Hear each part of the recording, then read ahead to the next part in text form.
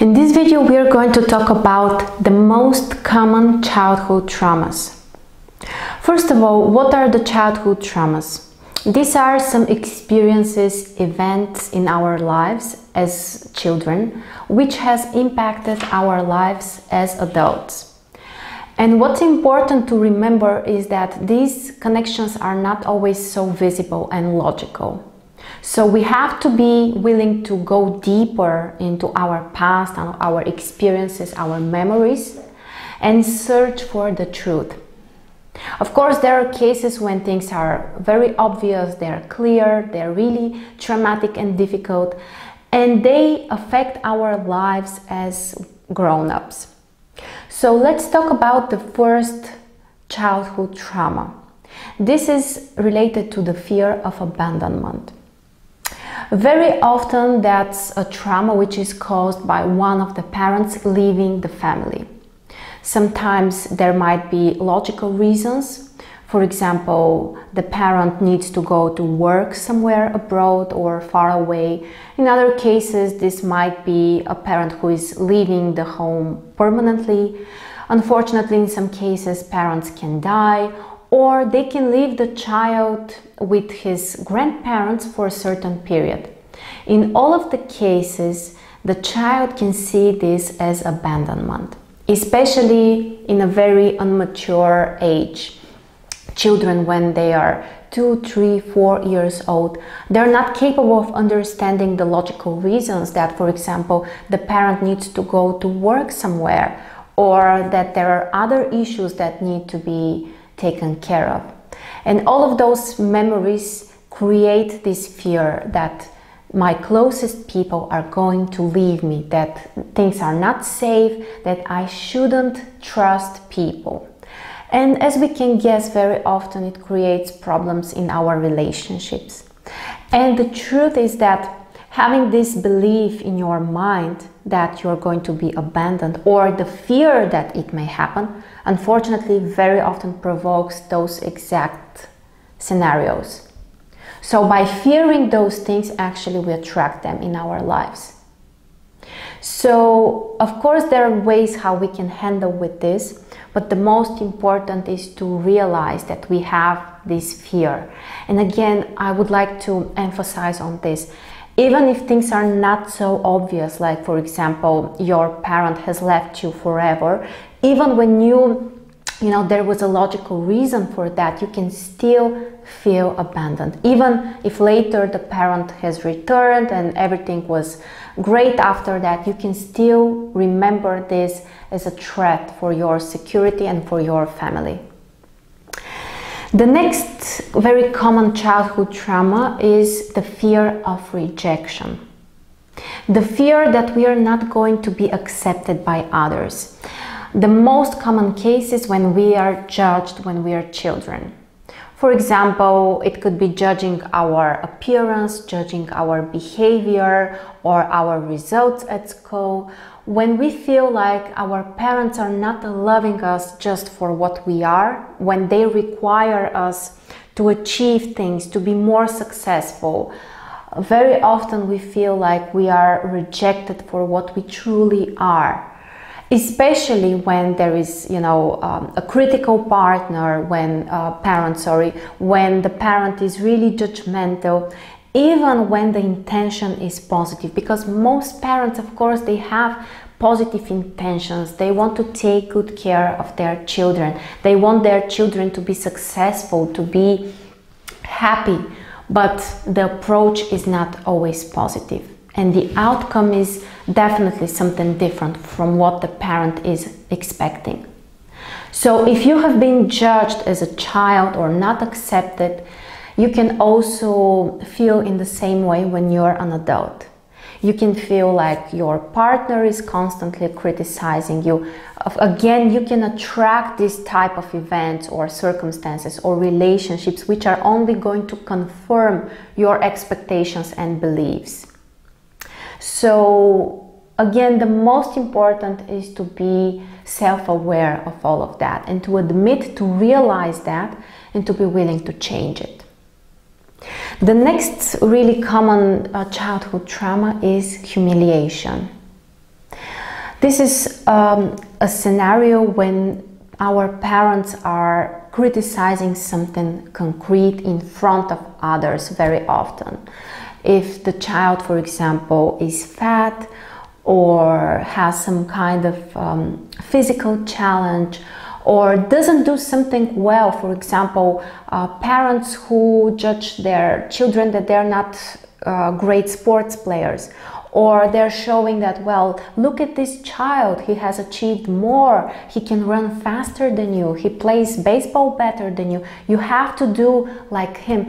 Those type of behavior again brings the sense of insignificance for the child, especially when it's done in front of others. For example, the younger siblings are watching, or the friends of the child, or classmates or neighbors, it doesn't really matter. But very often, again, the parents don't realize it. They think that this is the way to motivate the child, that, you know, it will provoke the desire to be better, to achieve more results. In some cases, this can really work in this way, but definitely it brings an inner injury. And the child feels insignificant, and also there might be possible trust issues as well. And this leads us to the next childhood trauma, the fear of trusting others. In your childhood, if your parents have promised you something and they didn't fulfill their promises, very often this brings those trust issues. It could be about something serious. For example, the parent promises that, you know, he's traveling and he will return and he doesn't return.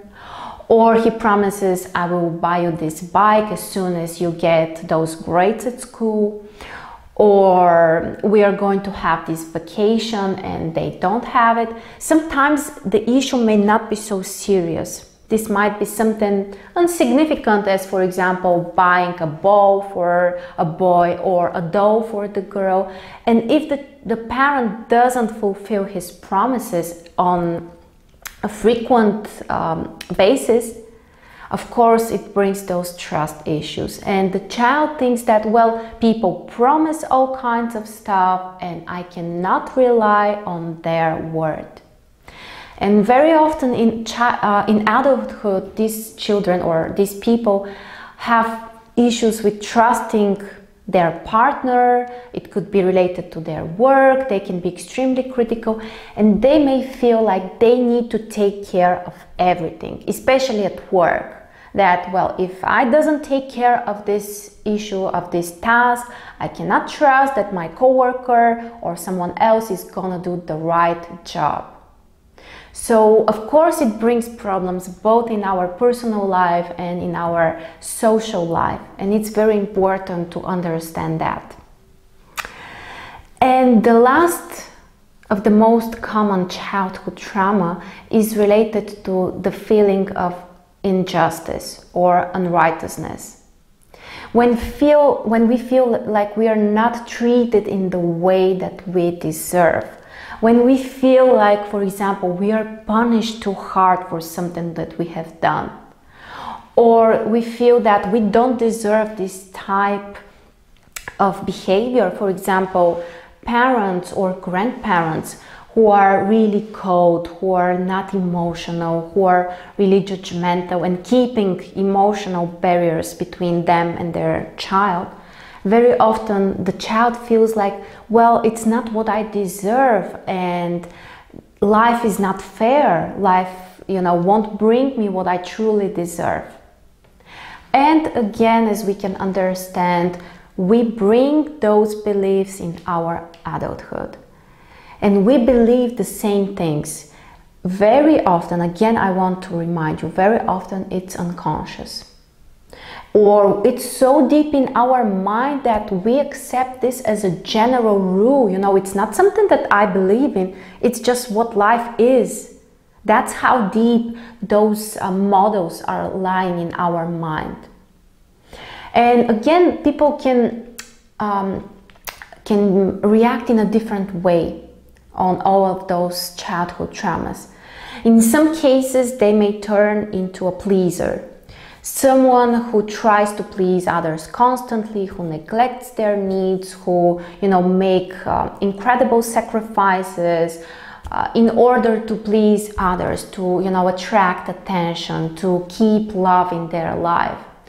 Others may have some trust issues and, for example, may become extremely jealous or too controlling with other people. Or in other cases, people may say, well, I don't really need others. I'm enough. I don't need those relationships. They are dangerous. I don't want that. And as we can understand, all of those patterns are unhealthy, and in some way, even if we're using them as a way to prevent suffering, to prevent those traumas to repeat again, after all, they are hurting us in a different way. And this is not the way to heal our lives. So these are the main childhood traumas. So the fear of abandonment, the fear of rejection, the fear of humiliation, fear of trust, and fear of injustice. Think about those things, and also remember that very often they might be interconnected. You may have more than one of those traumas, and in some way, of course, they are affecting you even stronger. So this is the second video of our series related to the childhood traumas. Below this video, I will put the links for the previous video where we explain generally how you can understand whether you're affected by childhood traumas, what kind of questions you need to be answered. And in the next video, we are going to talk about some concrete steps which can help you to overcome those childhood traumas or to heal your inner child. And if you would like to work with me as a coach, you can get a free 15-minute coaching session. The link is below the video. Or you can book a full coaching program, which will really allow us to work with these issues and really transform your life. So I would be interested to learn your opinion about this topic and how you're handling those situations and how in touch are you with your inner child. So thank you very much for watching, and I'll see you really soon.